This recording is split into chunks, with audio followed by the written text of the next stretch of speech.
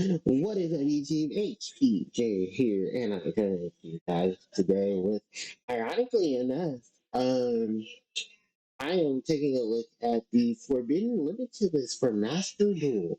So this Forbidden Limited list will be updated December 5th of this year. So it'll be the last Forbidden Limited list we get for Master Duel. Yay! So I really rarely play Master Duel because rarely I can leave it on my laptop. I'm just busy with everything else. But there's a particular reason why I'm taking a look at Master Duel, and that's because this Forbidden Limited list has some very interesting changes to it that I really wanted to talk about because for those who don't know, it's ironic that when Master Duel gets its Forbidden Limited list, the changes, ironically enough, get um what was it? The Forbidden Limited list that gets its changes, funny enough, get changes that affect the TCG OCG list.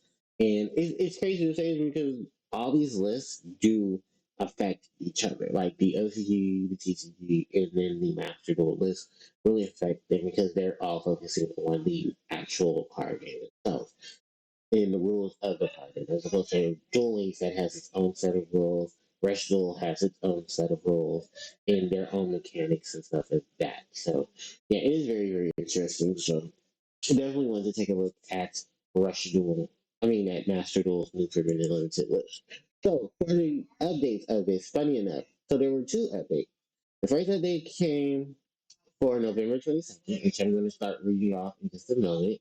And then they updated the list again for the 1st of December. So it was like, oh, okay, we're going to have two sections that are going to be like this. So, yeah, I'm going to be taking a look at both sides, and then I'm going to basically just take which pieces of this and talk about those particular pieces. There are some very interesting changes to this. So, reading it off, starting December 5th, this is going to be the updated list for the Forbidden Limited list. So, newly limited, and I want to switch between both pages. Newly limited, we have Mathematic Diameter, we have Runic Fountain, then switching over to page 2, we have newly limited Performer Pal Monkey Board, Redox the Dragon Roller Boulders, Title the Dragon Roller Waterfalls, and Zodiac Wrapped Tear. Then for the newly semi-limited, we have Labyrinth Stavali Turby. And I do apologize if Stravi Turby, and I do apologize if I pronounced it wrong. It might be pronounced something different. Then we have Curly, and then we have Tempest the Dragon Roller Storms, Chaos Space, Silent Mining, Pot of Desires, Pearly Delicious Memory, and Quick Launch. And for the no longer limited, we have Lureless Cobalt Sparrow, Zodiac Dryden, and Zodiac Barrage. So do keep in mind that all of these cards will be changed in the Master Duel format on Master Duel for December the 5th. So when the maintenance is completed for December the 4th. The new Forbidden Limited list will be affected immediately depending on their time zone. So once that happens, bam, new list. And I believe, according to the recent update, there will be a pack that will be out called Beginning of the New Journey, which will feature all of these particular spells, traps, and monsters um, that are being unlimited, unforbidden, as well as adding some additional stuff from probably Albaz. Oh, the Gate Guardians are going to be added to it. Yeah, there's going to be a lot of stuff being added to this. So definitely take advantage of it if you have not already, and definitely do consider it if you want to save up your gems so you can purchase cards from that new set, which will be including a lot of these cards. And probably some more reprints of some more other cards that should be added. So now let's talk about this. So I think the first big thing that I do want to talk about is, of course, the Dragon Rollers. If you guys have not played the Dragon Roller format, which was basically the if you look at the OCG to TCG, OCG had their Dragon Rulers in February of 2013, while the TCG did not get theirs till May of that year. But it ultimately won Worlds and became a tier one deck at the time. It wasn't tier zero because of the fact that it still had things that took advantage of it, but it depends on which players use that because I would consider them to be very tier zero but there weren't anything that was tremendously broken about them. I would say, yeah, they are completely tier one. Where you had their really their arch rival at that time, which was the spell books. No, not yeah, the spellbook slash prophecy monsters. And funny enough about how they were oriented, where they were all spellcasting, was like Yuki Kaiba. One was spellcaster, one was spellcaster, the other one is dragon. And funny enough, both decks could use, funny enough, blue eyes because mainly with eyes of blue had just came out. She was able to be used because she's a spellcaster and how the spellbooks work. A lot of those cards targeted spellcasters, so that would trigger her ability to summon the blue eyes. And then you took advantage of that blue eyes, either summoning mechanics off of the blue eyes or just using him as a beat stick. While Dragon Rulers used White Stones of Legend and were taking advantage of blue eyes as an easy to summon monster because of the Dragon Ruler's abilities or using him as setup for those Dragon Rulers. Even so, when the Mystic Tree and the Mystic Wood monsters came out, those took even more advantage of the Dragon Rulers by combining their forces because they were able to change themselves from level fours to seven. No, the eight. I'm sorry, not seven. Eight. So there's a whole lot of dragon usage in 2013. Because of course there has to be that year where dragon monsters just do exceptionally well. Mm-mm-mm. Oh, excuse me. Sorry, I wanted to make sure I get some water. I now, now going into that, it has been over 10 years since the Dragon Rollers, all of them. We're talking the small little monsters, level 3 and 4s, and all of these nice big level 7s have been in the same list together. That's not happened in years. Literally a decade because Tempest, Blaster, Redox, and Title were all limited to the TCG, while their baby forms were all forbidden. The OCG still had them, but they were all limited to one. And then I think the next list after, because the TCG and OCG split their list, ended up changing it to where TCG list particularly said, oh, these monsters are going to be forbidden, while the OCG's list said these monsters are going to be limited to hear but forbid the others. Then about 2014, I want to say, yeah, 2014, that switched around. The baby rulers got banned, dragon rulers got banned, the bigger rulers got banned on both ends. And then it wasn't until later on where some of them started falling into place. First Blaster came back. No, Tempest was the first one to come back. Then then Blaster, and then uh, and then at this point, now here we are, and we're looking at um, Redox and them getting unbanned. So it is, like I said, I did not expect this to happen. I'm actually quite shocked this is happening, but I am for it because oh my god, this is going to be some game changers. There are going to be some major game changers when you look at this because I wonder is the TCG or OCG going to mimic this, and then they're going to do this as well because I do believe Tempest and Blaster are now at two in the OCG, and the TCG's most recent change to their forbidden limited list has now semi limited Tempest. I want to say yeah. Yeah. I want to say yeah. I want to say it there. I don't know. I have to look at the list again, but yeah, this is some huge changes for Dragon Warriors because you also have to look at it at a perspective. Dragon Warriors can take advantage of any Dragon S material as well as their respective attributes, um, card support. Yeah, you can take advantage of Dragon support, and you can take advantage of elemental support. Once you take advantage of both of those, it's literally bam. And mind you, Dragon Rulers were only created because they all had the same unique gimmick. Adding monsters of their respective attribute or their respective type. Then each Dragon Ruler on their own had their own ability when they were discarded from the hand to take advantage of as well. So one was able to send cards from the deck to the grave. The other one was able to add particular dragons to your hand. One particular dragon was able to monster reborn, while the other one was able to destroy cards on the field.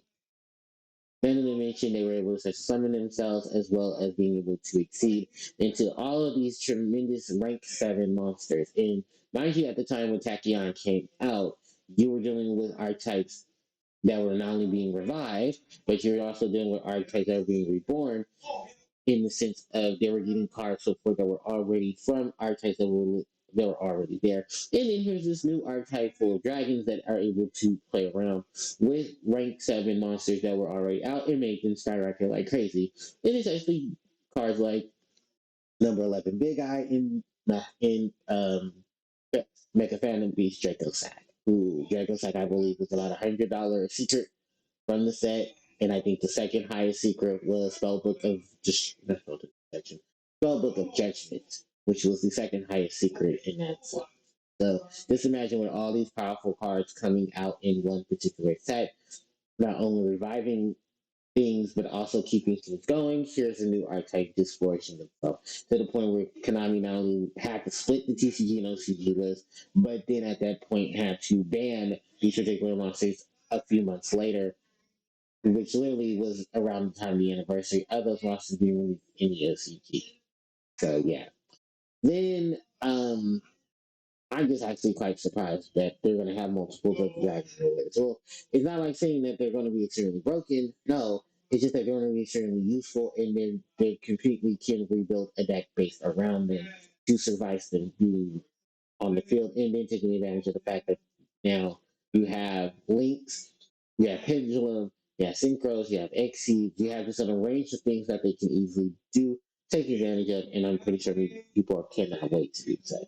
Wait, now we move on from the Dragon release. Let's talk about the next big archetype. We gotta talk about Zodiac. Trident now at 3, Ratier's at 1, and Mirage is now at 3. So you have one of their best exceed monsters, one of their best spells, and literally one of their most broken main deck monsters being able to be taken advantage of. And yeah, I thought that was actually quite strange because Zodiac driving because like, oh no, you know what? Broad Bull's banned. There you go. That's how you can okay Trident being at 3. Broad Bull's banned. Raptier's going to be at 1. Barrage is only useful if you can have a multiple setup. So really, the only thing I can see expanding for them is maybe a Zodiac Tri Brigade variant that comes back and then takes the format over again, which is possible. It can be. Things are likely to happen. We've seen that before when Zodiac had Dryden come back and how much Tri Brigade Zodiac took over the format and how expensive that shit was. So yeah, that is another one of those big things. Take a look at it. That yeah, Zodiac and Dragon Roller can be competing against each other. Throwing a little wrench now, Lureless Cobalt Sparrow. So Berta just got some more support and more utility because literally she was only I think she was limited just because of the fact that how broken the burn up mechanics and stuff was. But now that barrier statue is banned, there's really the only real big threat is Apex Avium, and even then most people know how to play around the Apex or know how to deal with some more of itself. But God, I wish we had some more so there. So yeah, that's literally that big launch there. Pearly players, I don't think are going to be too pissed. I mean, because Delicious Memory and Pearly are only at 2, so there's not going to be that much of an issue. Um, Silent Mining is just a flexion for the Cyberus monsters, so they're going to be perfectly fine. Chaos is getting more support with their Chaos Race going back to 2. I don't know what Quick Launcher is for, but I'm going to have to say it's either for Rescue Ace or it's for MathMech. Someone will probably let me know in the comment section. But yeah, I mean, I don't think semi-limited stuff ever really slows anything down. It's just like, okay, yeah, there's these little things that happen. And also remember, I think MathMech got hit in the TCG and the LCG, and it didn't really stop them. It just kept, they was like, okay, we'll just use the other new monsters that we're getting, and they still were doing fine. So, yeah. And Pot of Desires, I really don't care too much about Pot of Desires. I don't enter. I guess just because of how much of things are fluctuating with how what Pot of Desires does, which is basically strip your deck to a certain number, then take advantage of that certain number to get you to other monsters that you're going to have more use of, then monsters that you're not going to have use of, or cards that you're going to use, not monsters. Cards that you're going to have use for, or get to your utility cards as fast as possible, but hope that the your decks are mostly maximum, what, minimum 40. So I hope that 10% of what you just banished does not be cards that you need, but still have your deck be able to draw you two cards that are stuff that you need. Honestly, I just prefer the other pot cards that don't even virus because I hate when I have to strip my deck and stuff. Because I'll be honest, I'd rather use the utility of my extra deck being just fodder than having to use my main deck as fodder. Because then I can look at cards like Pot of Duality. That card is amazing for decks that really don't care about such summon. Pot of Prosperity, if you're okay with halving and not being able to draw, because at that point your deck is just full of searchers. Um, Pot of Extravagance, which is something that you have to force yourself to use on the turn, but that's fine too because you're just going to be stripping your other extra deck anyway. And then what was the other pot of? Oh, Pot of Avarice. I love Pot of Avarice. Pot of Avarice is my OGs, and of course the OG pot card itself, Pot of Greed, which no one ever going to see that card come off the list. Trust. And for all the reasons, you're never going to see that card. Everyone can be sure, oh, it's just still a -2, still a -2. No, trust me, I've seen how you guys could take advantage of a card being limited and then just pop off with it. No, no. That card's going to be on there. I think Graceful Charity is still worse because Graceful Charity is a stand correction. Pot of Greed just literally being. So, really, with that, the only other card to talk about, of course, is ironically enough, one of the monsters I didn't expect, I thought was already off the list, but Performer on Monkey Board. And for those who play Pepe, you know what's up with Monkey Board. Monkey Board had a lot of unique abilities. While it was in the pendulum scale, it was able to manipulate its scale if you had a Performer Power Monster in your pendulum zone. I believe it was the searcher as well, and it had a lot of search set up for itself being pendulum summoning. Dude, Jesus, yeah, this gives all these all these pendulum decks more support. I love Pepe, but I had a love hate relationship with Pepe because Pepe was one of those decks that I did take advantage of as something that you can easily build, and then everybody was easily building it because it was here. Your extra deck was just what it was expensive. It was never your main deck, it was your extra deck, unless you wanted particular to just hollowed out. But oh boy, National Duel is going to get really interesting. You're gonna have Pepe going crazy with Pepe Pendulum, the pendulum oriented behind Yu-Gi's deck, which is Perform Power, Perform Mage, in Odd Eyes. You're gonna have the Dragon Rulers. You're gonna have the Zodiac. You have the Curly. You have the Math Mech. You just got all these crazy things going on. It's gonna be one big charade. Economics are gonna be sitting in the background, rubbing their hands together with that money. So yeah, let me know what you guys think of these changes for the Master Duel Forbidden Limited list. Do note that your update is going to happen on the 4th, and then the list itself will be officially going out for the 5th within your respective time zone. So, with that said and done, let me know what you guys think about everything I went over in this video. Is there anything that you would like to add to the conversation? You can leave that in the comment section. Well, don't forget to like, comment, share, and subscribe to the channel as it helps me out tremendously. You hit the notification bell to be informed of when I do upload more content to the channel. My social media links are in the description box below. And with that said, everyone, HBJ signing out. Take care.